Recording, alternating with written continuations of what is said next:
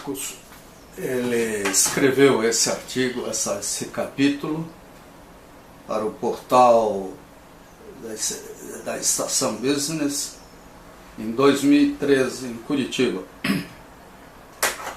Era um momento quase dourado ainda da nossa economia, em que as esperanças eram muito grandes.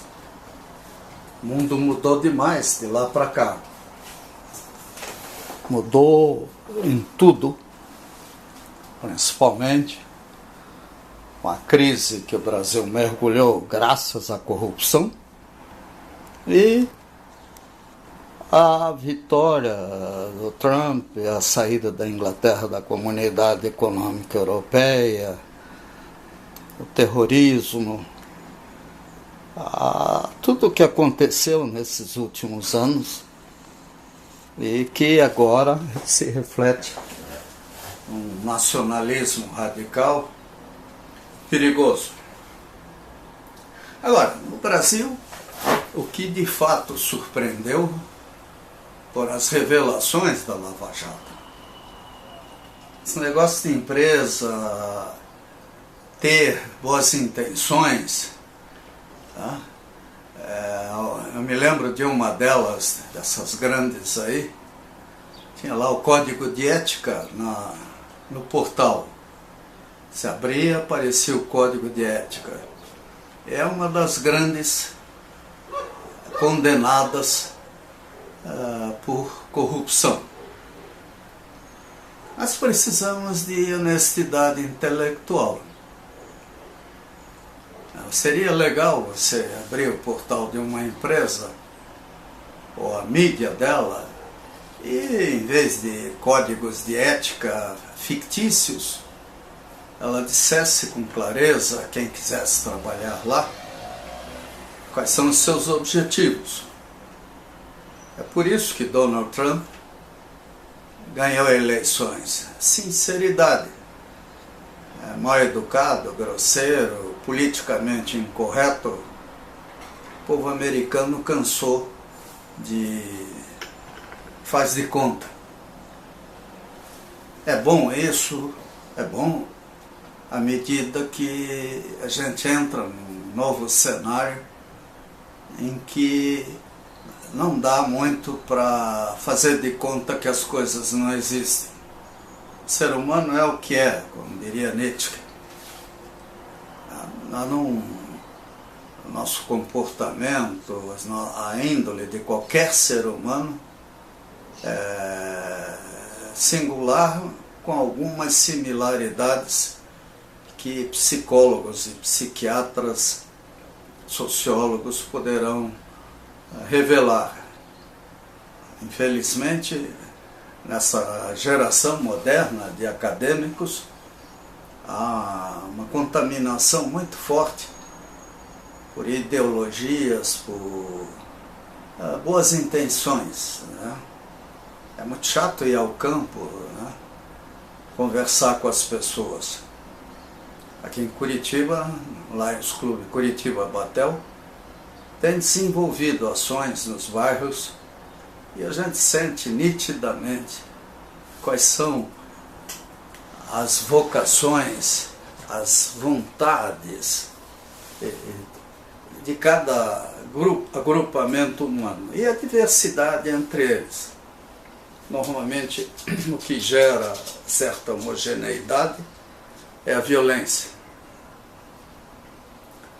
Mas o Marcos aqui, ele fala em universidades corporativas, a necessidade de coordenação entre essas empresas, para que tenhamos, de fato, uma formação ética profissional adequada. Bem, esse é o trabalho do Sistema 3S, né, que deveria, em tese, fazer isso. Mas lá também a gente nota o vedetismo de presidentes, a diretores, e tudo se perde, às vezes, na fantasia de que o indivíduo já não fala com Deus, ele é Deus, né?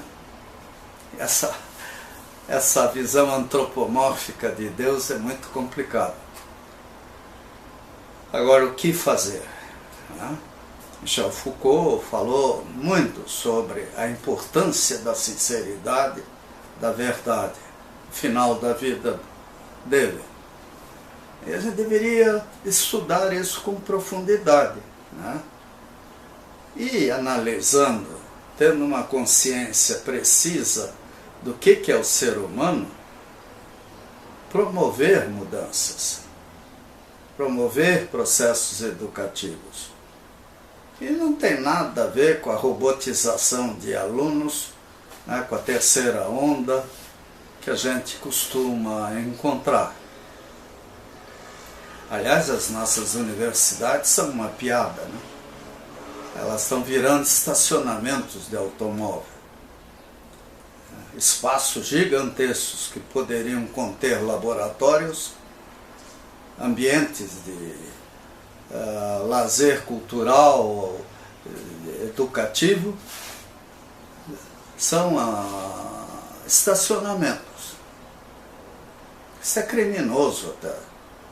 Inclusive porque o estudante e o professor deveriam usar o transporte coletivo, as calçadas, bicicletas e outros sistemas de transporte para conviver com o povo. Eles dão aulas sobre serviços essenciais, sobre transporte coletivo, urbanismo, mas não andam na cidade. Andam de automóvel feito doidos. Alguém vai dizer, não, eu vou perder tempo. Não perde não, ganha. Porque existe o aprendizado subliminar que todos ganham na convivência. Mas o Marcos, eu não sei se eu abri aqui a página certa, página 2, do capítulo 2, a educação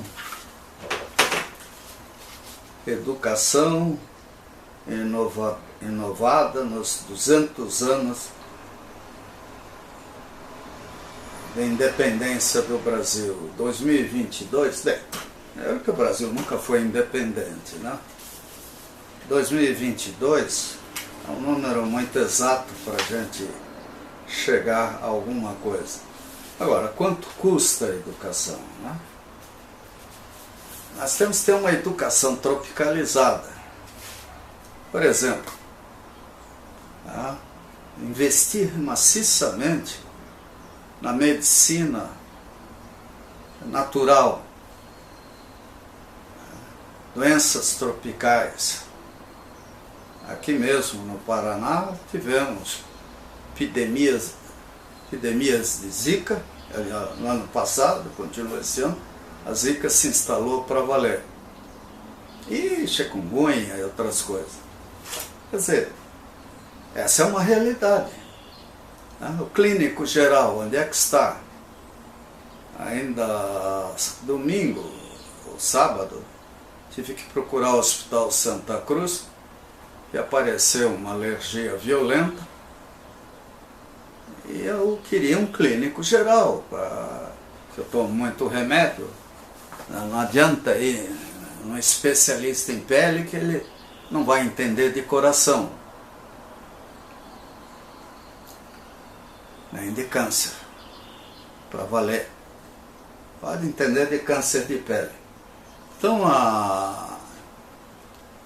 nós temos que rever tudo, as emendas dos cursos, a forma de lecionar.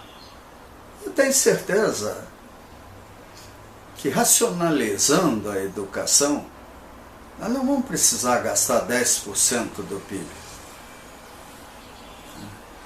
Agora, é óbvio, nós precisamos de laboratórios. Precisamos de campos reais, e não campos verticais para aulas de giz. Isso custa dinheiro. E aí vem o apoio da indústria, a parceria com a indústria.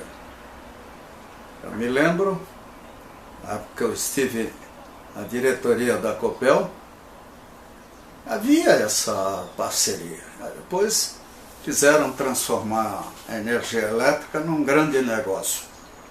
E virou, né? Tanto assim que ninguém fala em racionalização do uso de energia.